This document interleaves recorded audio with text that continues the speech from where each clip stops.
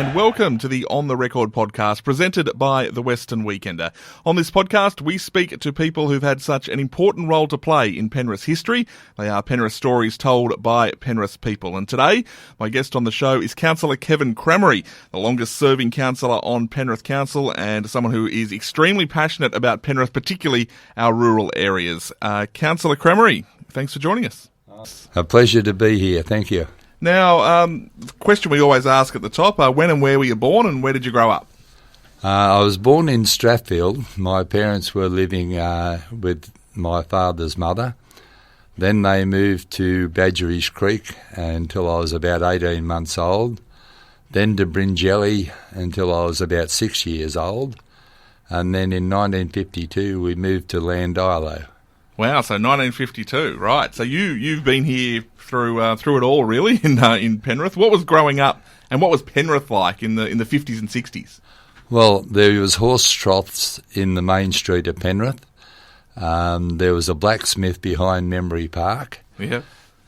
We had a couple of picture theatres. I used to bring my horse into that blacksmith behind Memory Park to get shod. So it was vastly different to what it is now. If you went down the street, you knew everybody, and everybody knew you.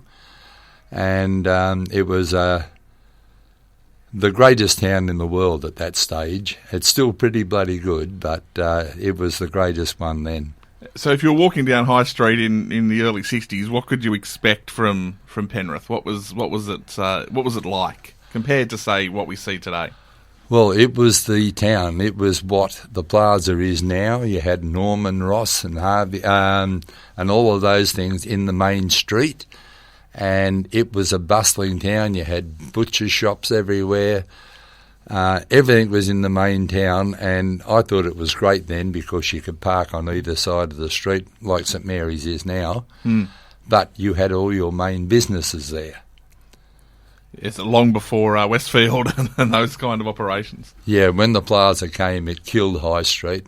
And then they put in the mall, and that was going to be the be-all and end-all, and it made it even worse, and we only had the $2 shops. Then they took the mall out and opened it up again, but it has never come back, and it can't come back because of the plaza. Yeah, absolutely. Landilo, you say you've been there since 1952. You're there now. Yes. You're obviously very passionate about that area. Was there ever a time where you wanted to move, or did you just say, no, this is it for me, this is where I want to be? No, my parents had 28 and a half acres, and I was selling a couple of 5 acres off.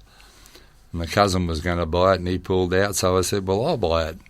And I bought my 5 acres for $5,000, which is a little bit different to what the price is now. So I love it because you've got the creek down there. In those days you could go down the creek, go swimming, go fishing. It was a nice quiet area. We get a lot of rat runners now, but it was a great area, and other than 3 months in Mount Isa when I went up there and 3 months in Moree, I've been in Landilo all my life, and I don't really wish to move. Now, some 50 years ago, you fight your first fire, and this becomes a pretty important part of your life because you become a big member of the Landilo Rural Fire Brigade, and it becomes a significant role in your story. So tell us about that first fire and how you became interested in that sector and helping people. Well, my father was the captain of the brigade at the time, but he used to work at Strathfield, so he could only fight fires on weekends. And it wasn't 50 years ago; it was a lot longer than that. I was 10 or 11. Okay. And we didn't have fire trucks. We didn't have phones. If you saw smoke, you just went. And I was never a small boy, so I hopped on the push bike and went. And the neighbours, Betty and Clive, and a few others were there, and I just grabbed a bush and we beat the fire out along the edges, and that was on the air services near Vincent Road in Cranebrook. And that was how you put fires out in those days. You just got along the edge of it and beat it out. And Mum and Dad come home about 7 o'clock at night and came looking for me, and I beat them home on my push bike. And so obviously then you stay involved and, become a key member of that brigade. Pretty passionate about that? Yeah, I became the assistant equipment officer at age 13. The records don't take it until you were 16. So now I've got 60 years of firefighting, and I have been deputy captain, I've been senior deputy captain, I was secretary-treasurer for 30-odd years. But out there, if something happened, you went and helped everybody. And that's the way Landilo was. Still pretty much the same. And if you saw a fire, you just went, and I've been in it. I've been to fires down to Jerilderie, Bendemeer on the south coast. I've been up to, just recently, to the Glen Innes fires. I've been to every fire in the Blue Mountains since 1968, and fires up on the top of Colo. And at one stage, at one of the mountains fires, the commissioner, who I knew quite well, Phil Coperberg, put me in charge of the 4 Penrith Bedfords, and we were the strike force to go wherever the fire broke out. Any particular fire that stands out in your mind, if you had to pick one that had most impact on you? Well, there's 2 that we can look at. The fires out, the Christmas fires out at Mulgoa, Wallachia. I had been out on the afternoon night shift, and because we hadn't done anything that night, I stayed on for the day shift as well.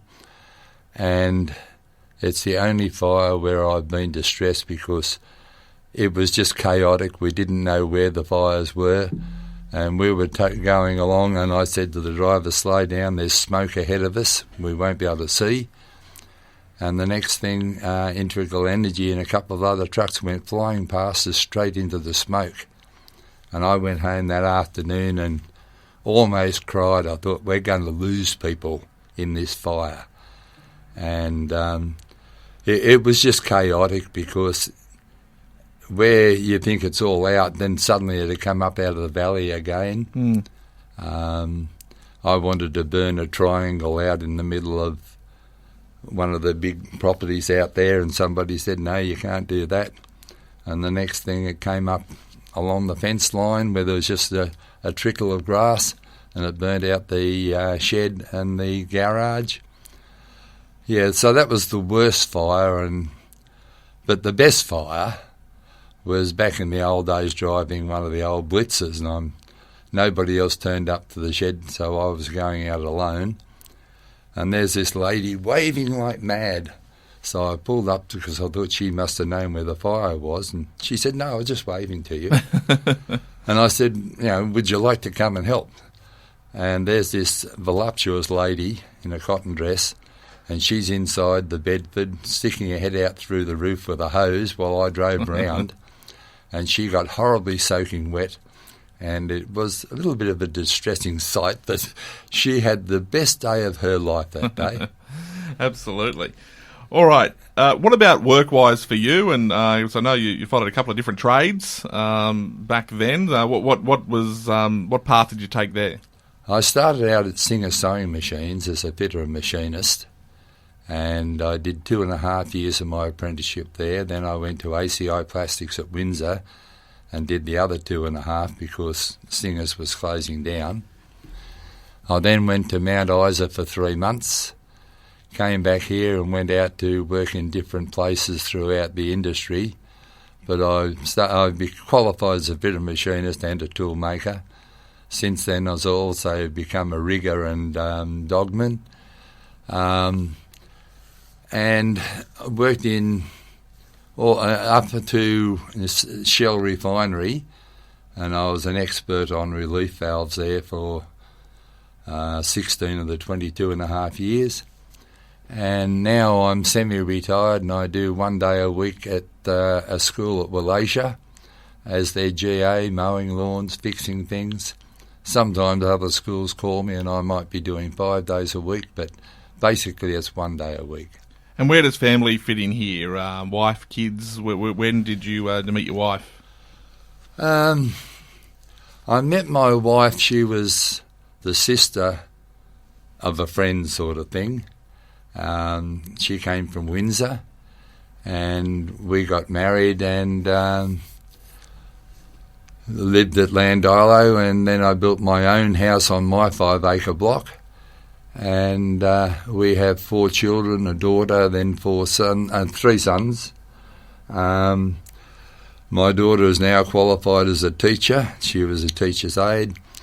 My first son followed me into the metal industry, but he's now a crane driver. One of my other sons is a computer expert who looks after a lot of companies' computers.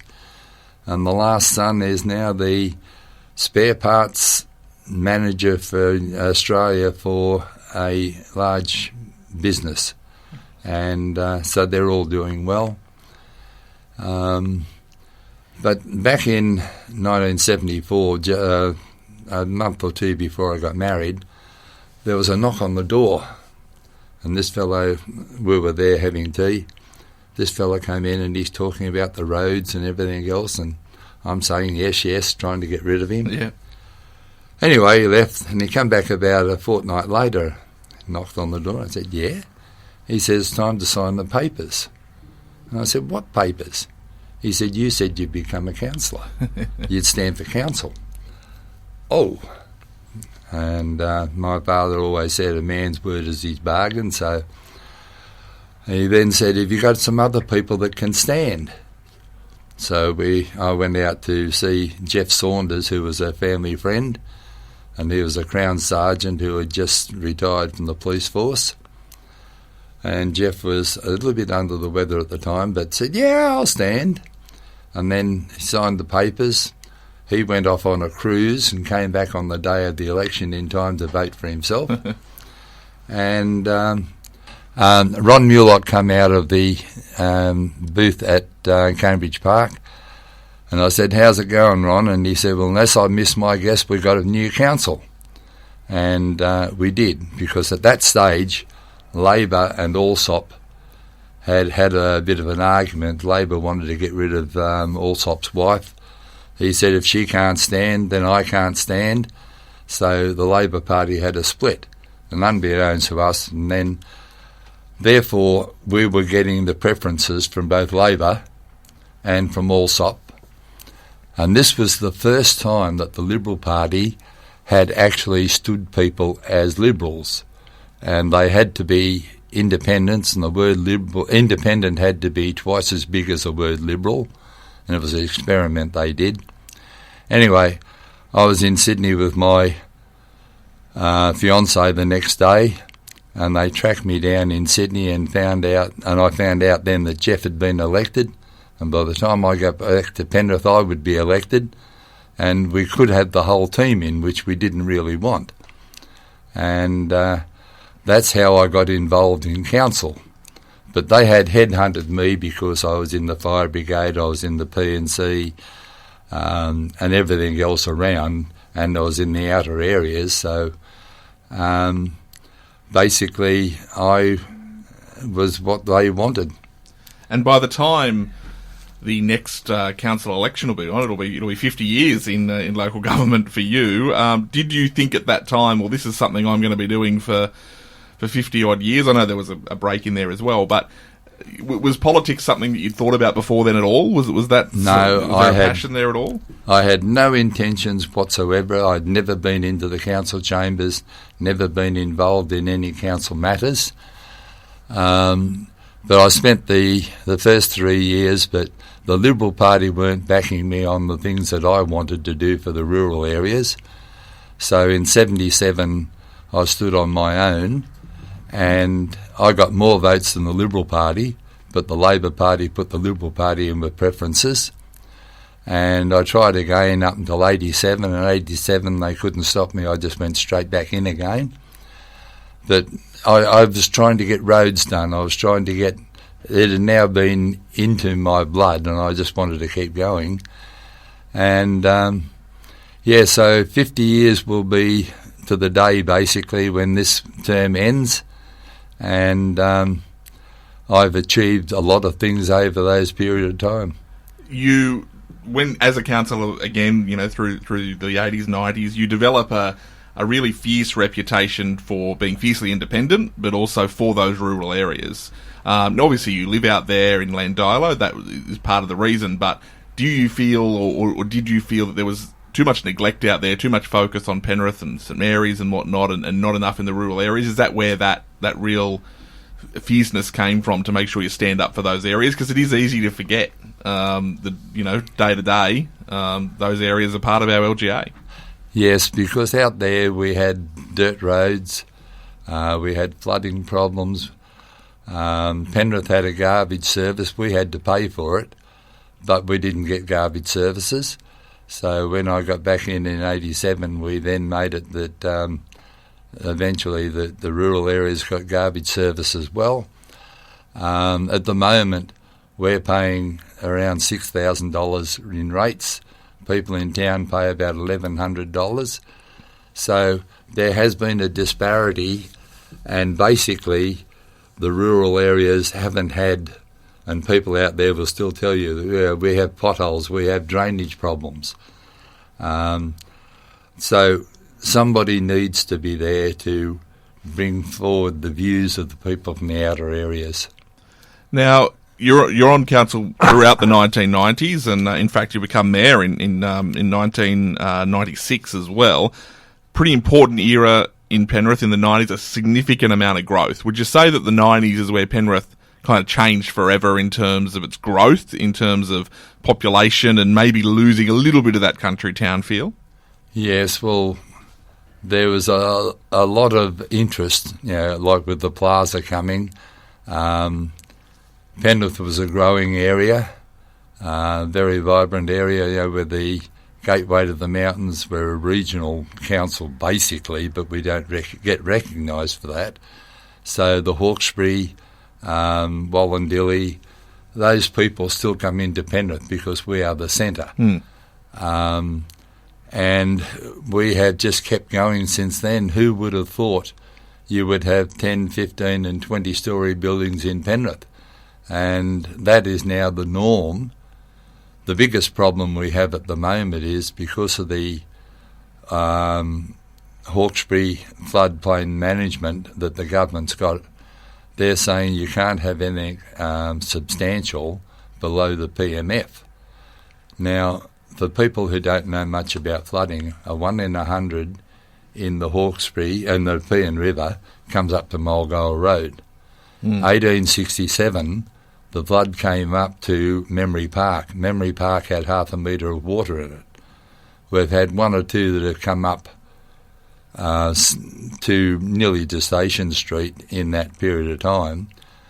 But if we get a big flood, it's not so much getting people out of Penrith, it's all the other areas that have got to come through Penrith, which will stop Penrith people getting out. So the state government put a kibosh on us, and very few things can go ahead at the moment because of the flooding. Even though, the PMF, we may never see it, but we can see it. We know that 1867 happened. We know that can happen again. If that comes again, there will be thousands of lives lost. 1867, I think they lost around about 20 lives. Lot more population now, though, of course. Yes, and try and get the people out along single-lane roads. If one car breaks down, you've trapped everybody behind them. So we have got a lot of constraints at the moment, but from the 90s onwards, yes, Penrith blossomed. Well, we saw the expansion, I guess, of Penrith as well. So from the rural areas and the main streets, yes, but Glenmore Park obviously explodes. Cranebrook, you start to see a lot more residences. So I guess as a council, things change as well, because you've suddenly got a lot more people and a lot more issues to deal with. Yes, well, we had Warrington was really the start of it. You had Warrington County, Cranebrook, and then it went out to Glenmore Park, then it came back to Cranebrook for the other areas. So where before we only had to look after things basically in a very concentrated area.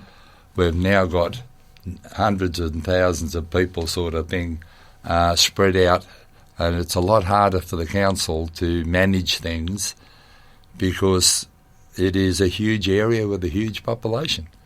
Of course, the other thing that happens in the late 1990s as your mayor is the preparations for the Olympics, and an important role that Penrith played, of course, and you played a pretty key role in Penrith Whitewater Stadium.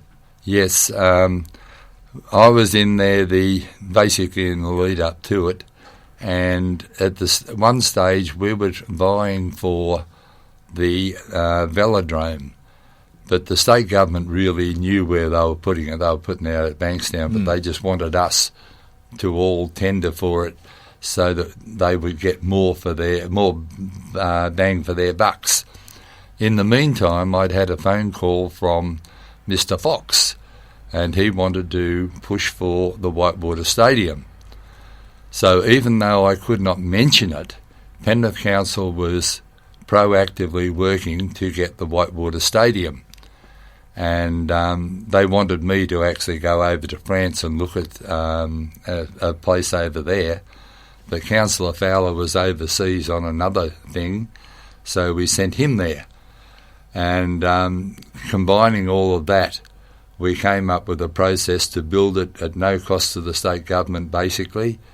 And I ended up getting a telegram from the lovely fellow who was head of the ICOC and saying, "Bloody beauty, mate, we've got it." And we had the Whitewater Stadium, so we built that, and it's there now, and it's something that's not replicated really anywhere else in the world. And of course has been a big part in creating an Olympic champion and plenty of other successes as well. So yeah, so his daughter Jessica is now the world champion, gold medalist and everything else. Absolutely. Now, what happens at the end of 1999 and the election around then? Because there's a gap in the resume for you as far as local government's concerned. Well, I had just left Shell, and my future was a little bit undecided, so I decided I would run number 2 to John Bateman. Mm-hmm. John was mayor, I had been mayor previous, and I thought it was okay, but I just could not afford or run an election in that year, so I ran number 2 to him. Got him in easily, but there wasn't quite enough votes for me to get in. So I was out from 99 till the next election in 2004. I stood on my own again and was subsequently easily elected and have been ever since. And I mentioned earlier about the independent side of it, and that's been really strong for you. How important is that, given that no matter what we want or don't want or whatever, party politics always plays a role at any level of government? You've obviously watched the Labor and Liberal Party and their influence on council, but the independents have on many councils, many Penrith councils, held the power because, you've got a couple in there that can sway things. So how important has that independence been for you, and what kind of party dramas have you seen over the years? Well, I've seen many people within the parties who would love to say things and vote opposite, but you can see them sit there and squirm and have to toe the party line.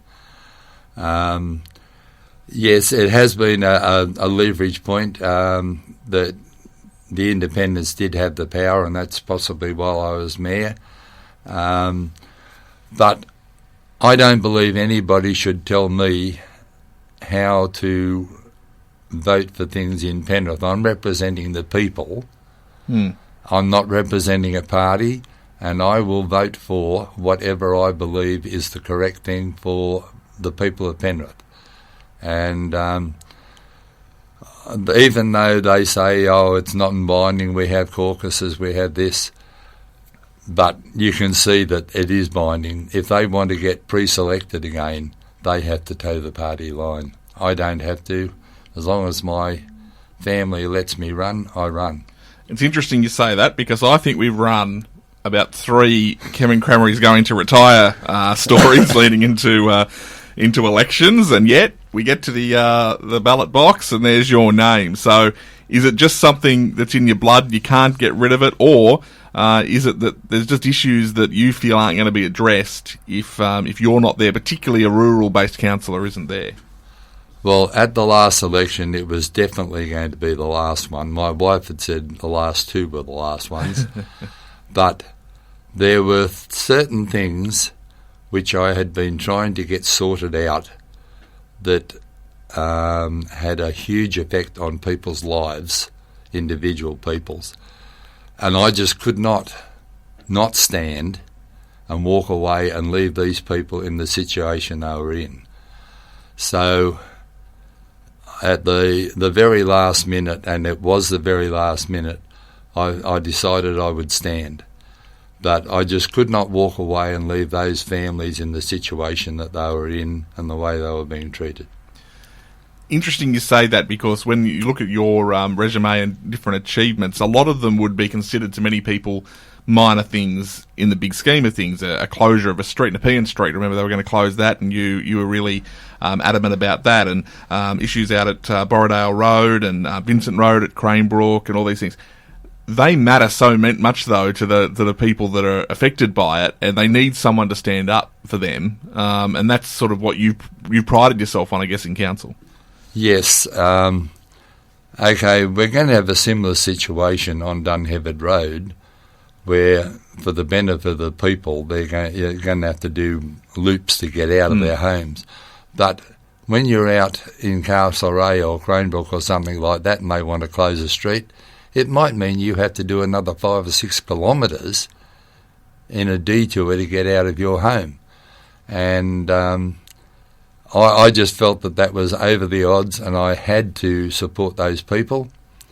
But I think one of my greatest achievements was in about 2000 that I moved that we do a tarred road up to the driveway of everybody in Penrith.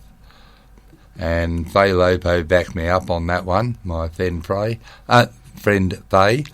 And we got a policy, and now there is only 1 or 2 homes, one up the top of Mulgoa and one that was in a little tiny back street in Warrington, that don't have a tarred road up to their driveway. And that was a very big turning point for the people in the outer areas. Absolutely. What about other councillors? You've seen plenty come and go. You've seen some long-serving. Obviously, you're on council with some long-serving councillors, the likes of Ross Fowler and Jim Aiken, John Thane. But also you see brand new people come in. Is it good to have that mix? Do you look, and when you see a councillor come on who might be in their early 20s, is part of you like, well, you don't know much about the history of Penrith and what you've been through, but also it's really important to have that youth voice as well? Well, with the independents, like we've just got Sue Day on, for the last 10 years or so, she has been working her butt off to get on, and she has got on. She has got dedication, and she will be a great asset for Penrith. Labor has some new ones on there. Some of their older ones have retired, like Greg Davies, who has been quite good for Penrith over the years. I respect Greg.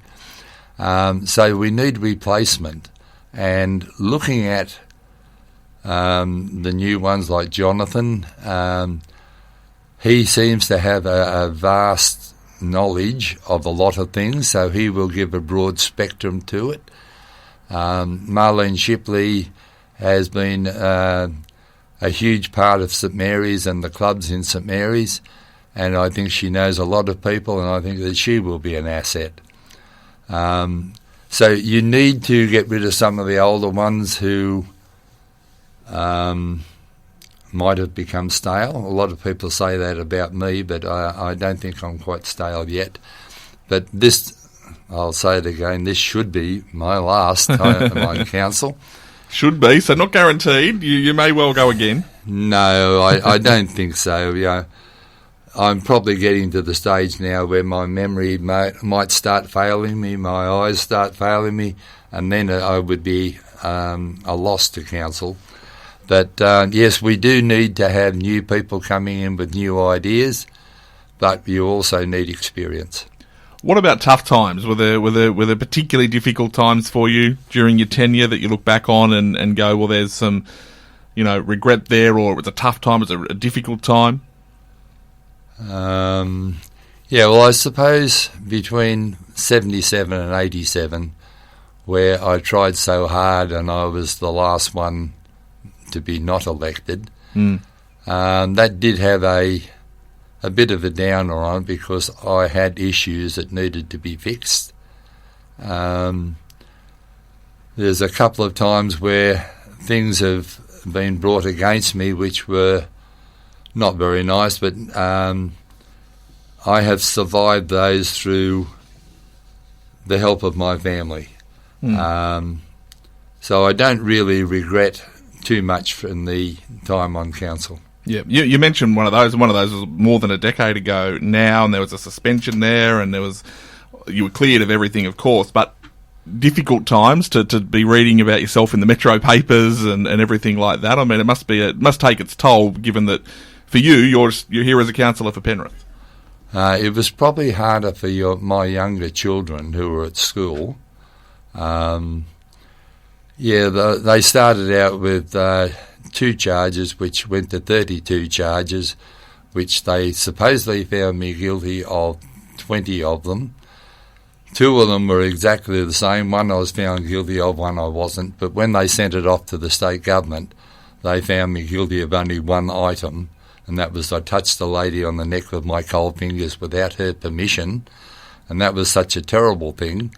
I got suspended for a month, and that was when I was mayor in 2010. And basically it was a set-up by a certain person outside of council through a person on council. And, when the state government looked at it all, the Office of Local Government, they could not prove anything wrong. I had a solicitor who prepared a 66-page report on it. Not one person from council, the officers or otherwise, looked at it. That was disappointing. It cost me a lot of money. It cost me around about $13,000 to prove that I was innocent. And, that was a dark period, but it was harder for my family than it was for me. I knew where I stood. What about moving forward now? Where do you see where Penrith sits? If you think about Penrith as a city, as being a councillor, I'm sure you hear it often, there are people who have been around this city a long time who don't like where it's heading. They feel it's overdeveloped, that it's not what it used to be. Now, there's probably 2 schools of thought there about progress and about wanting to preserve the past, but where do you think Penrith sits? Well, we've got a big problem with roads, because you have the Bringelly Road, Northern Road, is a north-south road. You can get through North Penrith, and you've got Castlereagh Road. So really we have a problem with congestion because you've got the airport going ahead. That is going to bring a lot of traffic. A lot of it will go east-west to the airport, but we're still going to have it coming in from our area, north-south. So the congestion of the roads is a big problem. The Olympics helped us out a lot because they did the Northern Road up. They're in the process of widening a bit more on that, and they're doing Mulgoa Road, so that will help a bit. Mulgoa Road will come to Mulgoa, and then, or before Mulgoa, you'll still be single road, but it will help people get around Penrith. Parking is a problem when you come into town. It's all right at the moment because of COVID, but we're not like the rest of Sydney where you've got bus services everywhere. If you want to go into town, you can jump on a bus. You can't do that in Penrith. So we have to drive our car in from Landilo, Londonderry, etc. if you want to get something other than from the local shop. To do your main shopping, you've got to come in. And if it wasn't for the plaza having its own parking, we would be ruined. But usually Allen Place, you can't get a spot in there. You drive round and round, you can't get it. So parking is a big problem and congestion. But with the airport, the flight paths are going to be a big problem. Mm. You've got Camden Airport, you've got Bankstown Airport, you've got Richmond Airport. There is only one path for them, and that is from the mountains over Penrith. They have to line up 12 nautical miles from the airport, so they have to go out over the back of Twin Creeks and turn and come in and line up with the airport. There is no other flight paths. So we are going to have 24-hour flights over Penrith, and people will suffer from that. The takeoff, I still don't see how they're going to handle that quite so easily, but they can take off and then turn very quickly. But landing, they have to come in over that area. So Twin Creeks and Clare, all that area are going to really cop the noise. Penrith will still cop it, but they'll be a little bit higher. We stopped the airport when my first term as mayor because of the air pollution. We got the little static area where all the pollution sits. Now that is the area where they put the airport. Everything coming to the airport has got to come in on diesel trucks. Okay, they're going to have a train line supposedly for commuters, but the freight line, I don't know when it's likely to be. The pollution in the south area, it's going to be a shocking situation. If you want to buy something, buy it in the north because that's the only clean air left. One thing interesting you brought up there about parking.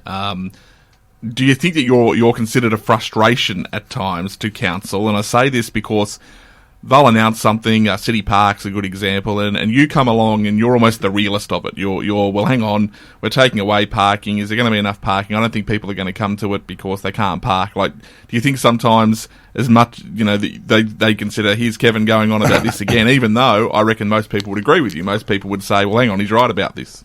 Well, they put in Triangle Park down the bottom of High Street. Rarely do you see anybody in there. It's still just like a bit of a parking area. We're now going to have the City Park, and it's supposedly going to cost $12 million to build, but then you have to factor in the fact that they bought the old funeral parlour. They bought all those other buildings that they pulled down. We were getting rent on those, so my view is that it's about $20 million hit to Penrith's finances over a period of time to build that. Whether it's going to be used or not, I don't know. I don't believe so, but it would be a good place to have the Christmas tree for the town and for some special items, but whether it's going to get 365 days a year with somebody in there or not, I don't know. What about your area, Landila? Where do you see the future for it? Because do you feel it's pretty protected from sort of overdevelopment moving forward and things like that? Do you think it'll still remain that, I guess, idyllic little place of little part of Penrith? Well, 2 years ago, Council and the state government did a study, and basically the areas of Landila, Londonderry, Berkshire Park will stay as they are for the next 20 years. There's a lot of people not very happy about that because, back in the 1950s we were told 20 years' time this area will be subdivided, and they've banked on that as their retirement. Most of those have actually died off now, but there's still people that believe that, yes, we can subdivide out here. Marcus Cornish had the idea that we should have executive housing for prominent people who want a 1 acre block, and I think that would probably be a good idea bordering on the Jordan Springs area, because we were supposed to have a transition there of 1 acre blocks, but now they're down to 1/4 acre blocks. So I believe that would probably be a better idea. Going back to the flooding, the area of Cranebrook, Landilo and out halfway to Londonderry is above the PMF. That's an area where we should have all of our major things where they're out of the flood zone completely. But that is now sterilised and is going to be rural area for the next 20-odd years. So that's just a little bit of a problem there.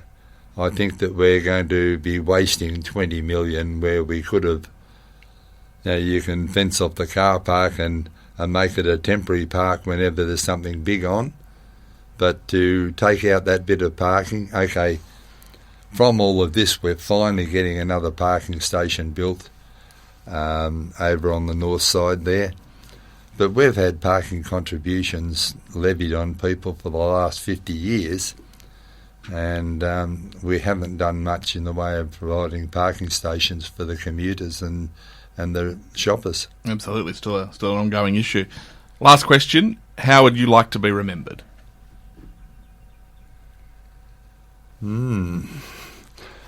As the cranky old man that I am.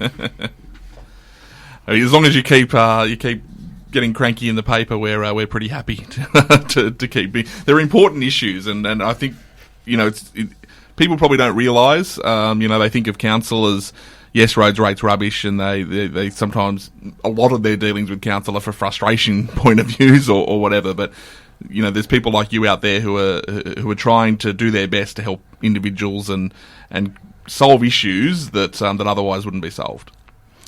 Thank you.